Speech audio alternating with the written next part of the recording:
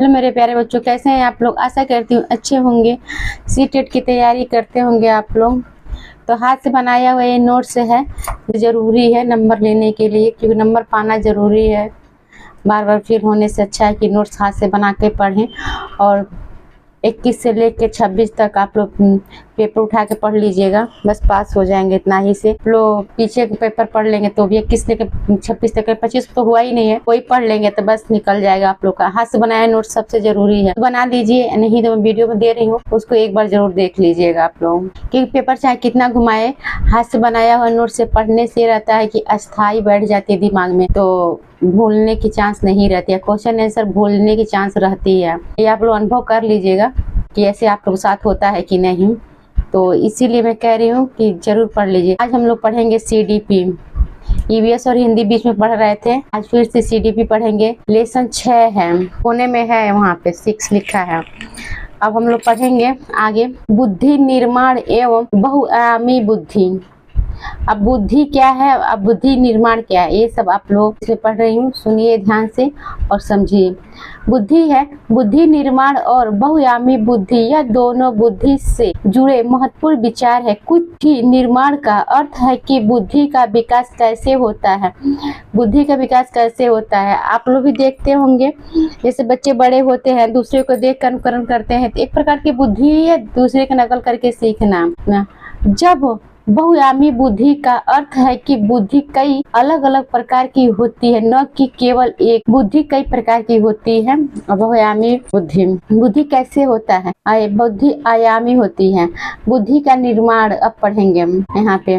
बुद्धि निर्माण का अर्थ है कि व्यक्ति की बुद्धि का विकास कैसे होता है। देखें, व्यक्ति का विकास कैसे होता है। दूसरा है, विभिन्न मनोवैज्ञानिकों ने बुद्धि निर्माण के विभिन्न सिद्धांत दिए हैं। दूसरा है, बुद्धि के लिए थार्नडाइक का मानना था कि बुद्धि में 3 परस्पर स्वतंत्र क्षमताएं शामिल है, अमूर्त, मूर्त बुद्धि और सामाजिक बुद्धि। अमूर्त क्या होता है, जैसे मूर्त से अमूर्त की ओर कहते हैं ना, तो ये पहले अमूर्त दिया है। बच्चे जो जिसे न देखा जाए तो उसके बारे में बताया जाए तो वो अमूर्त है। और जो वस्तु मूर्त होता है, जिसको हम दिखा के, वस्तु को खिलौना दिखा के कहें गुड्डा है या कार है, बच्चों को, वो बच्चे क्या करेंगे, वो देखेंगे तो मूर्त है। और सामाजिक बुद्धि, जो अपने वातावरण में सीखेंगे जानेंगे, उसे सामाजिक बुद्धि है। अपने माता पिता से, आसपास पड़ोस, ये सब सामाजिक बुद्धि है। केल और थर्स्टन नामक मनोवैज्ञानिकों ने बताया कि बुद्धि का निर्माण प्राथमिक योग्यताओं द्वारा होता है। प्राथमिक है माता पिता, पहले आस पड़ोस, आगे है ये प्राथमिक मानसिक योग्यताएं हैं। संगीतात्मक योग्यता, स्थानिक संबंध, रुचि और शारीरिक योग्यता। अब सारी चिंतन क्या, ये नियम। अब सारी मतलब होता है नियम, रूल बाय रूल चलना। अब सारी जो होता है उसमें कोई रूल नहीं होता है, इसमें कई प्रकार के तरीके सीख सकते हैं आप लोग। इसमें मतलब जितना हो सके उतना मानिए आप लोग, कई तरीके से, नए नए तरीके से, कई प्रकार से सीखना हो जाएगा। इसमें कोई बाधाएं नहीं होती, इसमें कोई नियम नहीं होता है अपसारी में। बस इतना ही आप लोग जान जाइए कि अपसारी मतलब होता है बंधन, अवसारी मतलब ओपन, खुला विचार। अवसारी चिंतन पूर्व में बनाए गए नियमों पर अपनी समस्या को समाधान करना। ये नियम के द्वारा समस्याओं का समाधान करना होता है। एक नियम के बाद दूसरा, जैसे समस्या है उसको नियम के अनुसार ही आगे बढ़ा जाएगा। व्याकरण में ज्यादा देखते हैं, व्याकरण में ज्यादा नियम रहती है। आगे, अब सारी चिंतन नवीन ज्ञान के अनुसार पर किसी समस्या को नवीन तरीके से जानना या खोजना अब सारी चिंतन है। किसी मैं कहीं अनेकों प्रकार की खोज करना पड़ता है, कुछ भी खोज कर सकते हैं, चिंता कर सकते हैं। आउट ऑफ द बॉक्स का संबंध अब सारी चिंतन से है। अब सारी चिंतन को सृजनात्मक चिंतन भी कहा जाता है। ये है मानसिक आयु, वास्तविक आयु गुणे 100।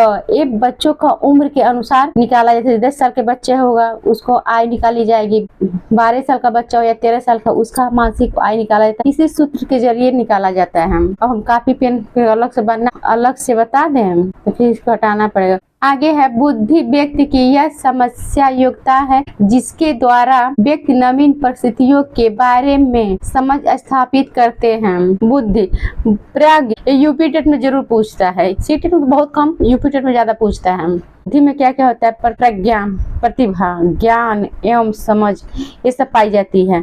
आगे है बुद्धि कार्य करने की एक विधि है, ये बुद्धि है। बुद्धि ज्ञान अर्जन करने की क्षमता है। गुरुवार। आगे है बुद्धि के एक कारक सिद्धांत टर्मल स्टेनर बी ने दिए हैं। बुद्धि के द्विकारक सिद्धांत स्पीयरमैन दिए हैं। जी कारक समान बुद्धि, यस कारक विशिष्ट बुद्धि। स्पीयरमैन के अनुसार प्रत्येक व्यक्ति में दो प्रकार के बुद्धि पाई जाती है, सामान्य बुद्धि और विशिष्ट बुद्धि। बहुकारक सिद्धांत थॉर्नडाइक ने दिए हैं। थॉर्नडाइक ने 3 प्रकार के बुद्धि के बारे में बताए हैं, अमूर्त बुद्धि, सामाजिक बुद्धि, यांत्रिक बुद्धि, गतिशील बुद्धि जिसे कहते हैं। बहुबुद्धि का सिद्धांत हावर्ड गार्डनर ने दिए हैं। हावर्ड गार्डनर 8 प्रकार के बुद्धि का दिए हैं। हावर्ड गार्डनर के अनुसार बुद्धि का स्वरूप, आकार एकांकिक है। आगे है बुद्धि एक दूसरे से स्वतंत्र होती है। आगे है सभी प्रकार के बुद्धि आपस में अंतर संबंधित होते हैं। बहुआयामी बुद्धि कैली एवं थर्स्टन।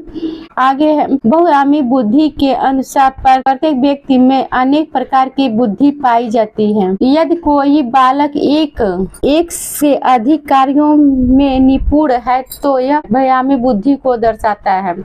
लाइक सब्सक्राइब कर दीजिए।